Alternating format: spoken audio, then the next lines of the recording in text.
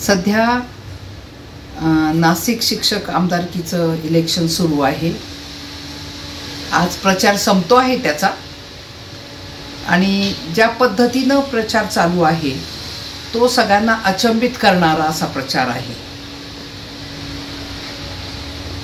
एक आमदार असं म्हटले, माजी आमदार, की शिक्षक गुलाम होऊ शकतात, तर मला विशेष वाटलं। शिक्षकांचा गुलाम व्हायला कुणालाही आवडेल। शिक्षक पिढ्या घडवत असतात, संस्कार करत असतात, नवचैतन्य नवविचार पिढीला जनतेला देत असतात।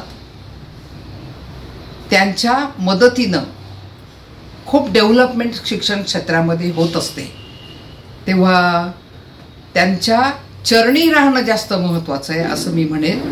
त्यांना वंदन करणं, गुरूंना वंदन करणं हे खूप महत्त्वाचं आहे।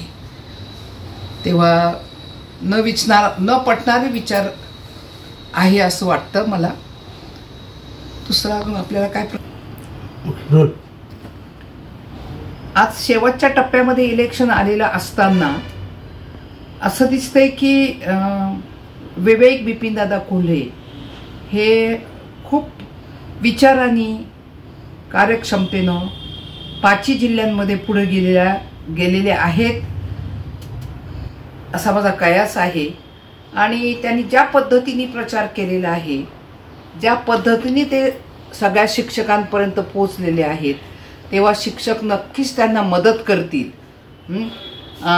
अशी मी आपल्याला खात्री देते। त्यांचा वचननामा जो आहे तो वचननामा शिक्षकांना नक्कीच आवडेल, आणि आजोबांमध्ये जो सेवाभाव आहे तो विवेक बिपिनदादा कोल्हे यांच्यामध्ये आहे। तेव्हा शिक्षकांना कायम मदतीचा हात राहील आणि कायम शिक्षकांचा मित्र त्यांना व्हायला आवडेल।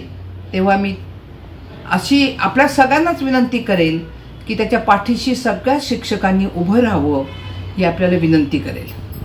धन्यवाद।